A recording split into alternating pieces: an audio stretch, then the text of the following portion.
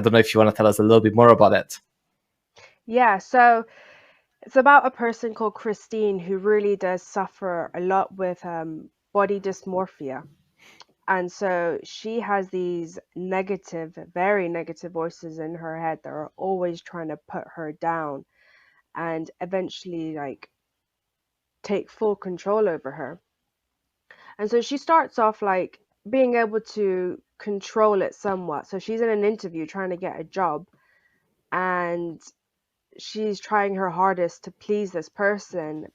And that's where you first encounter the voice that will appear and attack her.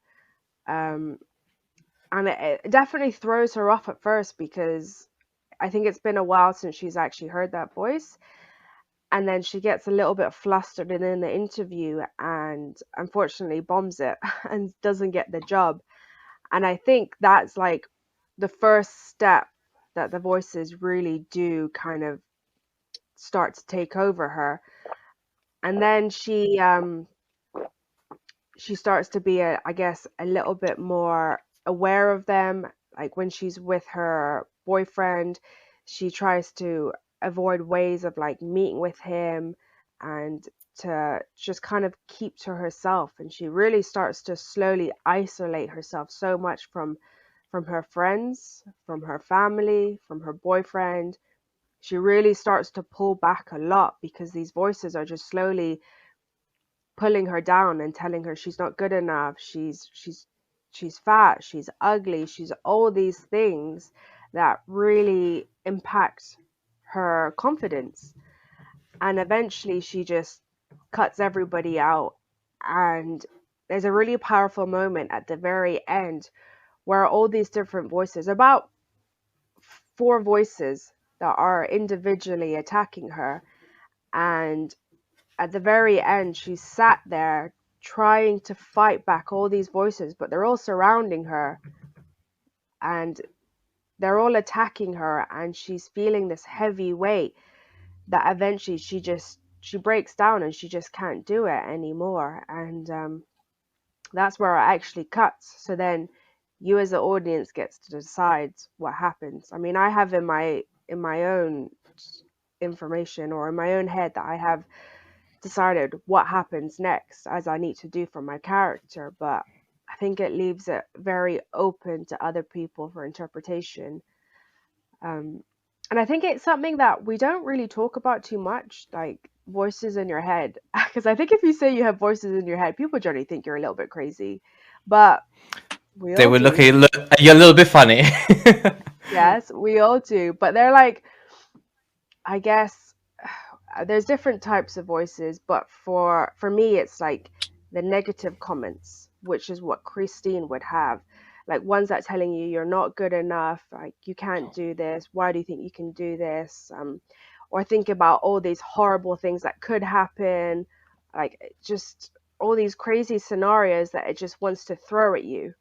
And so you really have to, like, I guess, like bat them away, which is what Christine was trying her hardest to do, but I guess she wasn't able to do it, or she was never taught how to do it, which we're never taught how to do. We're just kind of taught just do it. All right, just go and do it, you'll be fine, kind of thing. But there's definitely ways in which you can really try and, I guess, control all those negative comments. I mean, if you don't have the negative comments, that's fantastic, and tell me tell me how you do it. But I know for me, there's definitely certain doubts that I have in my head. Now, I think you've touched a very deep topic, and I mean, Mark and I covered it a fair bit with why has nobody ever told me about this before, the book by Dr. Julie Smith. Um, but it's certainly a topic that is not covered enough in school, and we go through our school years not really knowing about mental health, and then we are exposed to media, movies where people with mental health are portrayed in such a way that it's thought of it as a problem, as opposed to something that is in fact normal, and in fact something that can be helped and needs help, and it's okay to get help. taking help doesn't mean that you're failing. It just means that you're looking to improve yourself. Sorry, Mark. I think you were about to say something as well. I was just thinking, like, we aren't really. I think you said something which is to the sense of we're not really taught how to life. We live life, but Mhm. you're studied, you do everything towards education, and then life is actually like an optional course that you can take later on, while you have to still live it. Like, oh, do you want to learn about psychology? Why you be crying every day of the week? Like, oh yeah, I'm not really into figuring that out. I'll just do engineering instead, something like that. But it's interesting because you say that, like, yeah, it's not what we're taught, and so having to figure it out. And then with the character Christina, where you are, it's up to the audience to figure out what happens with them. I was just wondering how different people's perspectives might go with that character based on their own lives or realities. Because for some, it might be like, oh, she overcomes it. Others, she succumbs to it based on how they look internally or relate or whatever they project onto the character themselves. And it's kind of interesting there, where it's I guess it's up to the audience. I've not seen it yet, but it just sounds like, yeah. When you was describing it, it sounded like anxiety, stress, depression, like borderline depression, and the voices in your head. Fun story or funny story.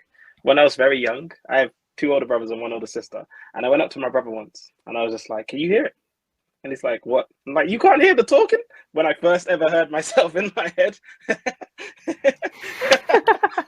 was like, "You can't hear that? Can anyone do this?" It was just last year, by the way.